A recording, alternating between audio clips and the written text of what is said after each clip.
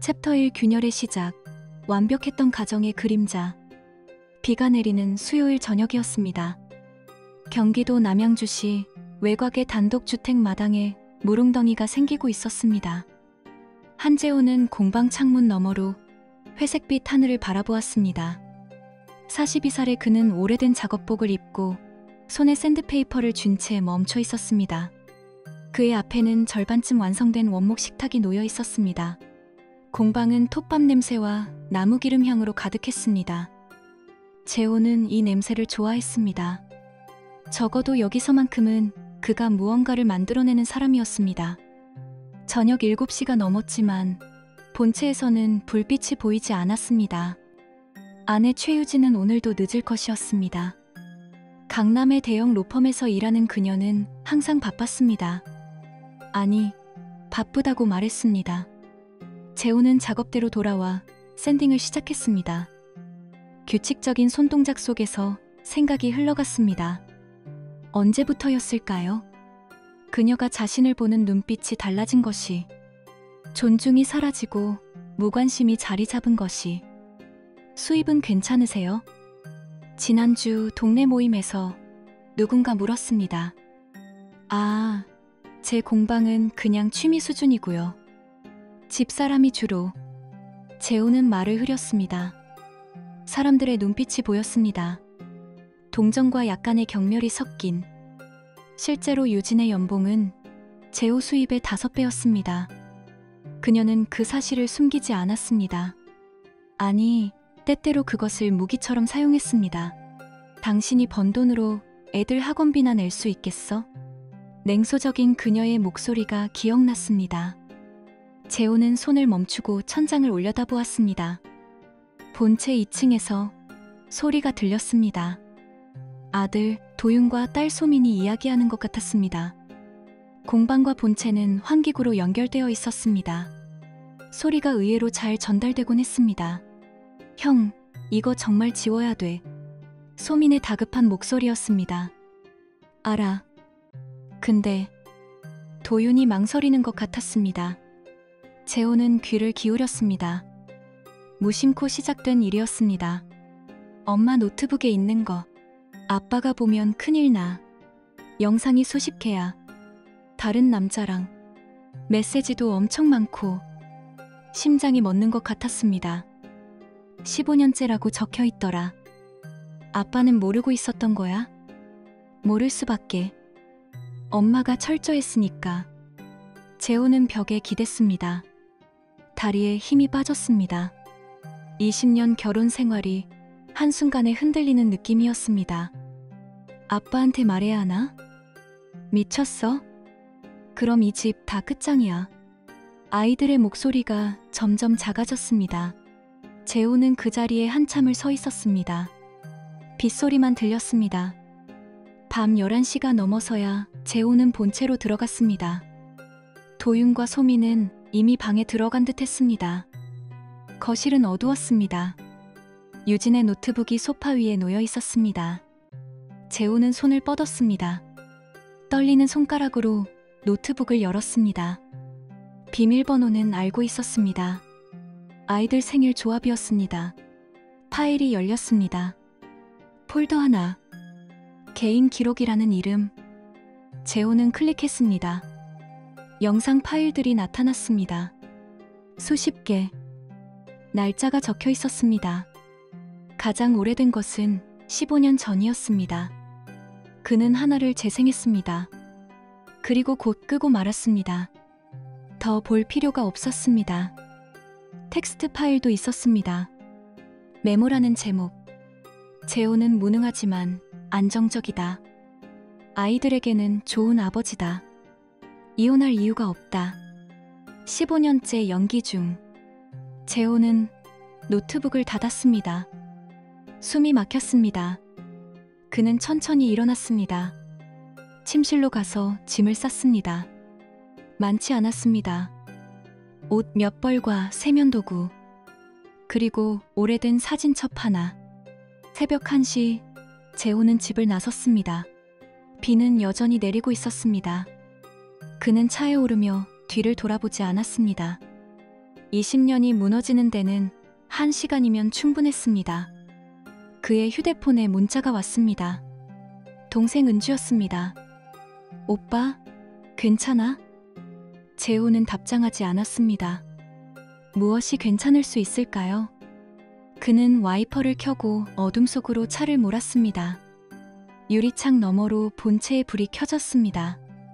누군가 깨어난 것 같았습니다. 하지만 재호는 돌아보지 않았습니다. 완벽해 보였던 가정의 그림자는 이렇게 거쳤습니다. 그리고 그 아래에는 부패한 진실이 놓여 있었습니다. 챕터 2 거짓의 함정, 아내의 반격과 조작. 동생 한은주의 아파트는 서울 마포구에 있었습니다. 재호는 소파에 누워 천장을 바라보았습니다. 사흘째였습니다. 잠이 오지 않았습니다. 오빠, 아침 먹어. 은주가 토스트와 커피를 내밀었습니다. 회계사인 그녀는 늘 단정했습니다. 감정을 드러내지 않는 편이었습니다. 고맙다. 재호는 일어나 앉았습니다. 손이 떨렸습니다. 커피를 마시기 힘들었습니다. 형부한테 연락은 했어? 안 했어. 왜? 뭐라고 말해야 할지 모르겠어서. 은주는 한숨을 쉬었습니다. 오빠, 도망치는 건 해결이 아니야. 재호는 대답하지 않았습니다. 그날 오후 재호의 휴대폰이 울렸습니다. 공방 단골 고객이었습니다. 재호씨, 괜찮으세요? 소문 들었어요. 무슨 소문이요? 정신적으로 힘드시다고. 부인이 걱정하신다던데. 재호는 전화를 끊었습니다. 가슴이 두근거렸습니다. 저녁 무렵 또 다른 전화가 왔습니다. 이번엔 오래된 친구였습니다. 재호야, 무슨 일이야? 유진이 경찰에 신고했다며? 뭐라고? 실종 신고. 네가 집 나가서 연락이 안 된다고. 정신 상태가 불안정하다고 했다던데. 재호는 휴대폰을 내려놓았습니다. 손이 떨렸습니다. 은주가 노트북을 들고 다가왔습니다. 오빠, 이것 봐. 화면에는 지역 커뮤니티 게시글이 떠 있었습니다. 남양주, 목공방, 운영자 실종, 가족들 걱정, 경찰 관계자에 따르면 평소 우울증 증세, 부인은 남편이 최근 이상한 행동을 보였다고 진술. 재호는 화면을 응시했습니다. 분노가 치솟았습니다. 저 여자가 지금 뭘 하는 거야? 은주가 차분하게 말했습니다. 선수를 치는 거야. 오빠를 불안정한 사람으로 만들고 있어. 왜? 나중에 이혼할 때 유리하게 가려고. 재산 분할, 양육권 모두. 재호는 주먹을 쥐었습니다. 증거가 있는데도? 증거는 법정에서 제출해야 의미가 있어. 그 전에 오빠 이미지가 망가지면 소용없어. 은주는 노트북을 닫았습니다. 냉정해져야 해. 감정적으로 대응하면 끝이야. 다음 날 아침, 재호는 변호사를 찾아갔습니다. 박미정, 이혼 전문 변호사였습니다. 은주가 추천했습니다. 한재호 씨, 맞으시죠? 40대 중반의 여성이었습니다. 날카로운 눈빛이었습니다. 재호는 고개를 끄덕였습니다. 그리고 모든 것을 설명했습니다. 노트북 파일, 아이들의 대화, 유진의 실종 신고. 박미정은 듣고만 있었습니다. 표정이 변하지 않았습니다. 증거는 있습니까? 노트북 파일들을 USB에 복사했습니다. 좋습니다. 하지만 이것만으로는 부족합니다. 왜요? 부인 측에서 조작이라고 주장할 수 있습니다. 더 많은 증거가 필요합니다. 박미정은 펜을 들었습니다. 지금부터 제가 하는 말을 잘 들으세요. 첫째, 절대 폭발하지 마세요. 부인이 원하는 게 바로 그겁니다. 둘째, 모든 대화를 기록하세요. 문자, 통화, 모두. 셋째, 접근 금지 명령이 나올 수 있습니다. 그러면 아이들도 못 만납니다. 재호는 숨을 삼켰습니다. 그럼 어떻게 해야 합니까? 증거를 더 모아야 합니다. 외도 상대들, 금전거래, 모든 것. 그날 저녁, 재호는 오랜 친구를 만났습니다. 장민수. 전직 형사였습니다. 내 부탁 하나만 들어줘. 민수는 소주잔을 내려놓았습니다. 유진이 외도 상대들이 누구야? 재호는 명단을 건넸습니다. 노트북에서 찾은 이름들이었습니다. 민수는 고개를 끄덕였습니다. 알아볼게. 일주일이 지났습니다. 민수에게서 연락이 왔습니다. 재호야, 만나자. 카페에서 민수는 봉투를 건넸습니다. 이게 뭐야? 사설 탐정이 움직이고 있어. 서기훈이라는 사람. 유진이 고용했어. 무슨 일을 하는데? 외도 상대들을 찾아다니면서 입막음하고 있어. 협박도 하고. 재호는 봉투를 열었습니다. 사진과 녹취록이 들어있었습니다. 이건 어떻게 구한 거야? 내 후배가 미행했어. 합법적으로. 재호는 자료를 훑어보았습니다. 서기훈이 한 남자를 만나는 장면이었습니다. 증거 숨기면 돈 준다. 법정 가면 다 끝이다. 녹취록에 적힌 대화였습니다. 재호는 자료를 가방에 넣었습니다. 고맙다. 재호야. 민수가 진지한 표정으로 말했습니다. 이제 법정 싸움이야. 진짜 전쟁이 시작됐어. 그날 밤 재호는 은주의 아파트로 돌아왔습니다. 박미정에게 자료를 전달했습니다. 변호사의 답장이 왔습니다. 충분합니다. 이제 반격할 수 있습니다. 재호는 창밖을 바라보았습니다. 서울의 야경이 펼쳐져 있었습니다. 20년을 함께 산 사람, 두 아이의 어머니. 그 사람이 지금 그를 파괴하려 하고 있었습니다. 재호는 주먹을 쥐었습니다. 떨림이 멈췄습니다. 이제는 내 차례다. 그의 목소리는 낮고 단단했습니다. 분노가 아니었습니다. 결이었습니다. 복수가 아니라 진실이었습니다. 무너뜨릴 것은 거짓이었습니다. 챕터 3 법정의 대결, 진실이 거짓을 무너뜨리다. 재판이 열린 날은 맑았습니다. 서울가정법원. 재호는 박미정 변호사와 함께 법정에 들어섰습니다. 방청석에는 은주가 앉아 있었습니다. 유진이 보였습니다. 검은색 정장을 입고 있었습니다. 그녀의 변호사는 대형 로펌 소속이었습니다. 3명이나 배석했습니다. 재호는 시선을 피했습니다. 유진의 눈을 마주치고 싶지 않았습니다. 피고인 측 입장을 밝혀주십시오. 판사가 말했습니다. 유진의 변호사가 일어났습니다. 원고 한재호는 최근 몇 달간 심각한 정서 불안을 보였습니다. 실종 신고 당시에도 연락을 끊고 가족을 방치했습니다. 피고 최유진은 남편의 돌발 행동을 우려해 접근 금지를 신청했습니다. 자녀들의 안전을 위해서입니다. 재호는 주먹을 쥐었습니다. 박미정이 가만히 손을 올려 제지했습니다. 판사가 서류를 넘겼습니다. 원고 측 반론하십시오. 박미정이 천천히 일어났습니다. 재판장님, 원고는 정서적으로 안정적입니다. 실종이 아니라 자발적 분리였으며 동생 집에서 거주하며 모든 연락이 가능했습니다. 오히려 피고가 허위 신고를 통해 원고의 명예를 훼손했습니다. 증거를 제출하겠습니다. 박미정은 USB를 제출했습니다. 이것은 피고의 노트북에서 발견된 파일입니다.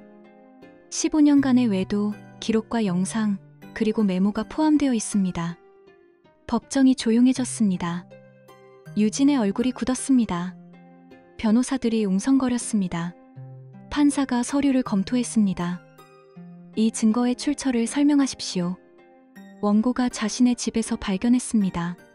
피고의 노트북은 가족 공용이었으며 원고에게도 접근 권한이 있었습니다. 유진의 변호사가 벌떡 일어났습니다. 이해 있습니다. 이것은 사생활 침해입니다. 기각합니다. 판사의 목소리는 차가웠습니다. 부부간 재산은 공동 소유이며 해당 노트북 역시 마찬가지입니다.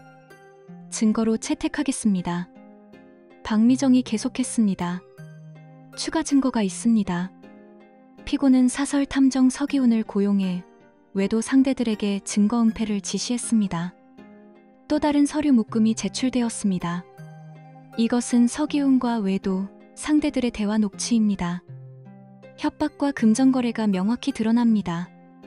유진이 고개를 돌렸습니다. 그녀의 손이 떨리고 있었습니다. 판사가 녹취록을 읽었습니다. 표정이 굳어졌습니다. 증거 조작 및 증인 매수 혐의가 확인됩니다. 검찰에 송치하겠습니다.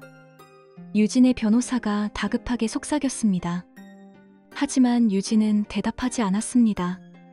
재판은 2시간 동안 계속되었습니다. 박미정은 차근차근 증거를 제시했습니다. 은행 거래 내역, 호텔 예약 기록, 문자 메시지. 유진 측은 반박하려 했습니다. 하지만 증거는 명확했습니다. 원고의 정신 이상 주장은 근거가 없습니다. 판사가 선언했습니다. 오히려 피고의 허위 신고와 증거 조작이 확인되었습니다. 접근 금지 명령을 철회합니다. 유진이 고개를 숙였습니다. 피고 최유진, 위증 및 증거 조작 혐의로 검찰에 송치합니다. 다음 공판일은 3주 후입니다. 산회합니다. 법정을 나서는 복도에서 재호는 멈춰섰습니다. 유진이 앞에 서 있었습니다. 그녀는 재호를 바라보았습니다. 눈가가 붉었습니다. 재호야, 할 말 없어. 재호가 차갑게 말했습니다. 내가 언제부터 당신한테 사람 취급도 못 받았는지 알아? 유진은 입술을 깨물었습니다. 미안해. 미안하다고 달라지는 건 없어. 재호는 돌아섰습니다. 박미정이 다가왔습니다. 잘하셨습니다. 다음엔 더 쉬울 겁니다. 그날 저녁 재호는 아이들을 만났습니다. 카페에서였습니다. 도윤과 소민이 들어왔습니다. 두 사람 모두 어두운 표정이었습니다. 아빠. 소민이 먼저 입을 열었습니다. 우리 뉴스 봤어. 재호는 고개를 끄덕였습니다. 엄마가 왜 그런 짓을 했는지 모르겠어. 소민의 목소리가 떨렸습니다. 우리 때문인가? 아니야. 재호가 소민의 손을 잡았습니다. 넌 잘못 없어. 전혀. 도윤이 말했습니다. 아빠, 우리 아빠 편이야. 재호는 두 아이를 바라보았습니다. 가슴이 먹먹했습니다. 고맙다. 엄마는 어떻게 돼? 소민이 물었습니다. 모르겠다. 하지만 엄마가 선택한 거야. 재호는 창밖을 바라보았습니다. 진실이 드러나면서 모든 것이 무너지고 있었습니다. 유진의 직장, 명예, 관계. 하지만 재호는 죄책감을 느끼지 않았습니다. 그는 단지 진실을 말했을 뿐이었습니다. 무너진 것은 거짓이었습니다. 며칠 후 박미정에게서 연락이 왔습니다. 유진 시로펌에서 해고됐습니다. 횡령 의혹도 조사 중입니다. 재호는 전화를 끊었습니다. 그는 은주의 아파트 발코니에 섰습니다. 서울의 불빛이 반짝였습니다. 20년의 결혼이 법정에서 해체되고 있었습니다.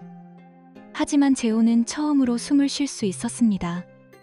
거짓이 무너지는 소리. 그것은 해방의 소리였습니다. 챕터 4 폐허 위의 삶, 무너진 그녀, 다시 세우는 그. 이혼 소송은 3달 만에 끝났습니다. 판결문은 명확했습니다. 재호가 집을 가졌습니다. 공동 양육권도 인정받았습니다. 재산 분할은 6대4. 재호에게 유리했습니다. 유진은 법정에서 말이 없었습니다. 변호사들도 더 이상 변론하지 않았습니다. 이혼을 인정합니다. 판사의 선고가 떨어진 순간 재호는 아무 감정도 느끼지 못했습니다. 20년이 끝나는 순간이었습니다. 하지만 안도도 슬픔도 없었습니다. 그저 공허했습니다. 법정을 나서며 유진이 뒤를 돌아보았습니다. 재호는 시선을 피했습니다. 일주일 후 유진의 횡령 재판이 시작되었습니다. 로펌 회계장부에서 3억 원의 유용이 발견되었습니다. 개인 계좌로 빼돌린 돈이었습니다. 검찰은 징역 3년을 구형했습니다. 유진의 변호인은 선처를 호소했습니다. 피고인은 정신적 스트레스로 판단력이 흐려진 상태였습니다. 하지만 판사는 냉정했습니다. 횡령은 계획적이었습니다. 징역 1년 6개월을 선고합니다. 유진은 그날 법정에서 수갑을 찼습니다. 재호는 방청석에 있지 않았습니다. 은주가 문자로 알려주었습니다. 언니 구속됐어. 재호는 답장하지 않았습니다. 그는 남양주 집으로 돌아왔습니다. 오랜만이었습니다. 집은 텅 비어 있었습니다. 가구 몇 개만 남아 있었습니다. 공방문을 열었습니다. 톱밥 냄새가 났습니다. 변하지 않은 것이었습니다. 도윤이 찾아왔습니다. 아빠, 나 공방 배우고 싶어. 학교는 휴학할까 해. 1년만. 재호는 아들을 바라보았습니다. 진지한 표정이었습니다. 힘들어. 알아.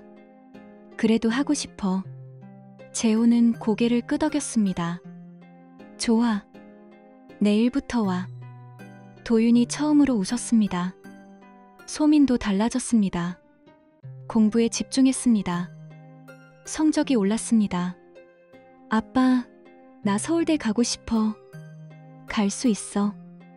엄마는 면회 가야 할까? 재호는 잠시 생각했습니다. 내 마음대로 해. 소민은 고개를 끄덕였습니다. 시간이 흘렀습니다. 재호는 공방에서 도윤과 일했습니다. 아들은 빨리 배웠습니다. 손재주가 있었습니다. 아빠, 이 가구 브랜드 만들어보면 어때? 브랜드? 응. 아빠 이름으로 수제 가구 판매하는 거. 재호는 미소 지었습니다. 생각해볼게. 어느 날 소민이 학교 선생님을 데려왔습니다. 아빠, 김가영 선생님이야.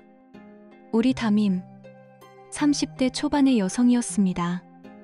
따뜻한 눈빛이었습니다. 안녕하세요. 소민이가 아버지 만나보고 싶다고 해서요. 안녕하세요.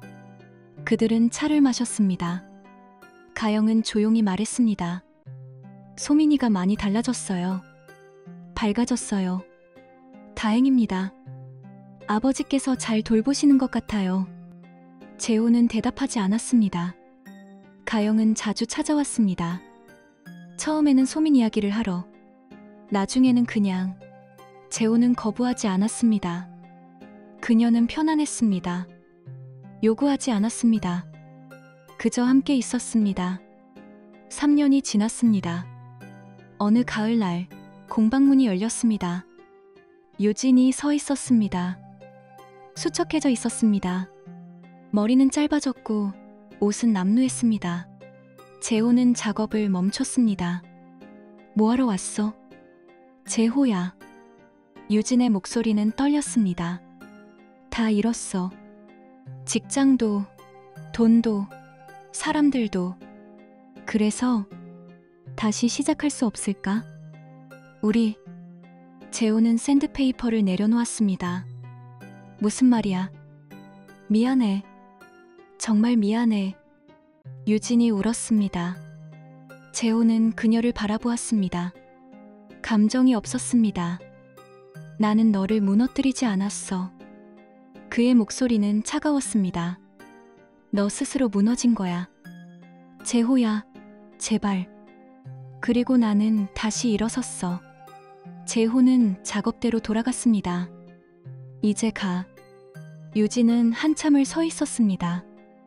그러다 천천히 돌아섰습니다. 문이 닫혔습니다. 재호는 숨을 내쉬었습니다.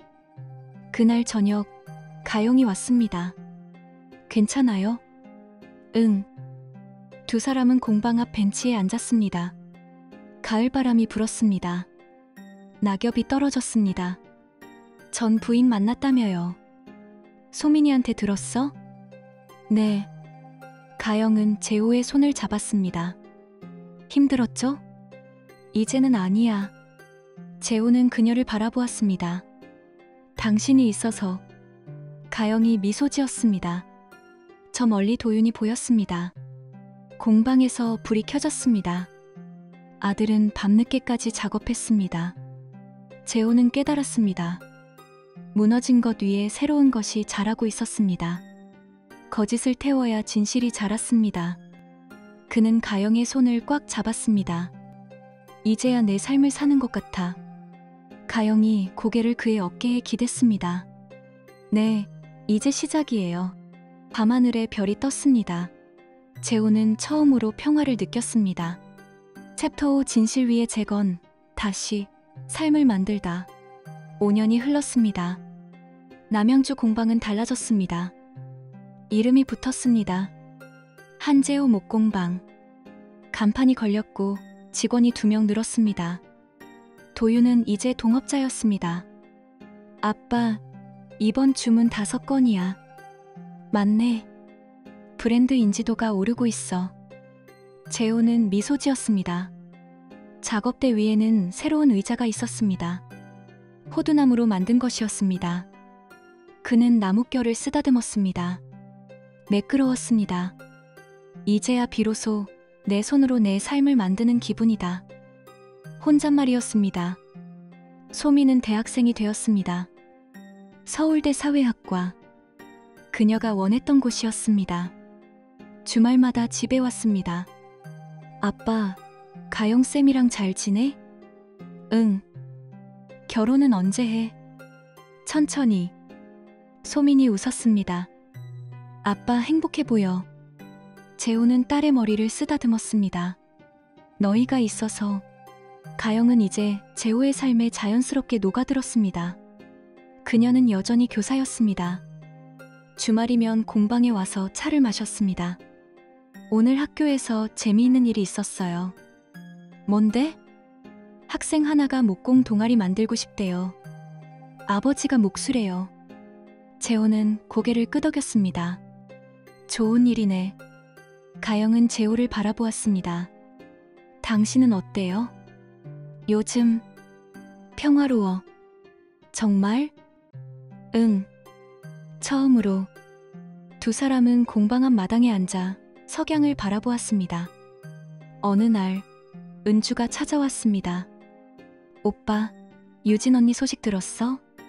아니, 편의점에서 일한대. 원룸에서 혼자 살고. 재호는 대답하지 않았습니다. 아이들도 안 만난대. 면회 신청해도 거절한대. 그래. 은주는 오빠를 바라보았습니다. 오빠는 괜찮아? 응. 난 괜찮아. 재호는 진심이었습니다. 유진의 몰락은 그가 원한 것이 아니었습니다. 그저 진실을 말했을 뿐이었습니다. 무너진 것은 거짓이었습니다. 스스로 쌓은 거짓말의 성이었습니다. 재호는 더 이상 분노하지 않았습니다. 연민도 느끼지 않았습니다. 그저 먼 이야기처럼 느껴졌습니다. 겨울이 왔습니다. 크리스마스 저녁, 재호는 도윤, 소민, 가영과 함께 식사했습니다. 집에서 직접 만든 요리였습니다. 가영이 도왔습니다. 건배. 4사람이 잔을 부딪혔습니다. 아빠, 오래 수고했어. 도윤이 말했습니다. 너도. 소민이 덧붙였습니다. 우리 가족 행복하자. 재호는 아이들을 바라보았습니다. 가슴이 뜨거워졌습니다. 고맙다. 식사 후 재호는 혼자 마당에 나왔습니다. 눈이 내리고 있었습니다. 그는 하늘을 올려다보았습니다. 20년 전 결혼식 날이 떠올랐습니다. 유진의 웃는 얼굴. 그때는 진심이었을까? 아마도 그랬을 것입니다. 시작은 진심이었을 것입니다. 하지만 어디선가 길을 잃었습니다. 거짓이 진실을 삼켰습니다. 재호는 고개를 저었습니다. 이제는 중요하지 않았습니다. 그는 새로운 삶을 살고 있었습니다. 진실 위에 세운 삶이었습니다. 오빠. 뒤에서 가영의 목소리가 들렸습니다. 추워요. 들어와요. 응. 재호는 돌아섰습니다. 가영이 손을 내밀었습니다. 재호는 그 손을 잡았습니다. 고마워. 뭐가요? 곁에 있어줘서. 가영이 미소 지었습니다. 전 당신이 좋아서 있는 거예요. 두 사람은 집으로 들어갔습니다.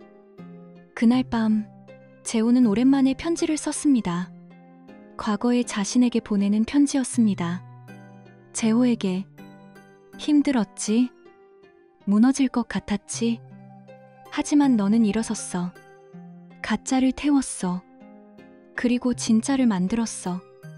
이제 괜찮아. 이제 행복해. 고마워. 포기하지 않아줘서. 편지를 접어 서랍에 넣었습니다. 창밖으로 눈이 계속 내렸습니다. 재호는 잠자리에 들었습니다. 꿈속에서 그는 공방에 있었습니다. 햇빛이 들어오고 톱밥 냄새가 났습니다. 그는 나무를 깎고 있었습니다. 천천히, 조심스럽게. 완성된 것은 의자였습니다. 단단하고 아름다운. 꿈에서 깨어났을 때 재호는 미소 짓고 있었습니다. 다음 날 아침 공방문을 열었습니다. 도윤이 이미 와 있었습니다. 아빠, 오늘 주문 또 들어왔어. 좋아. 시작하자. 두 사람은 작업에 들어갔습니다. 톱 소리, 망치 소리, 샌딩 소리, 삶을 만드는 소리였습니다. 재호는 나무를 깎으며 생각했습니다. 복수는 끝났습니다. 하지만 그것은 목적이 아니었습니다. 진실을 되찾는 것이 목적이었습니다. 자신을 되찾는 것이었습니다. 그리고 그는 해냈습니다. 이제 그의 삶은 완벽하지 않았습니다. 하지만 정직했습니다. 단단했습니다. 진실했습니다. 저녁 무렵 가영이 왔습니다. 차 마실래요? 좋아. 두 사람은 공방 앞 벤치에 앉았습니다. 석양이 졌습니다. 하늘이 주황빛으로 물들었습니다. 예쁘다. 가영이 말했습니다. 응. 재호는 그녀의 손을 잡았습니다. 가영아. 네? 행복해. 가영이 재호를 바라보았습니다. 눈이 반짝였습니다. 저도요. 바람이 불었습니다. 부드러웠습니다. 재호는 깊이 숨을 들이마셨습니다. 나무 냄새, 흙 냄새, 그리고 가영의 향수 냄새. 삶의 냄새였습니다. 진짜 삶의. 그는 미소 지었습니다.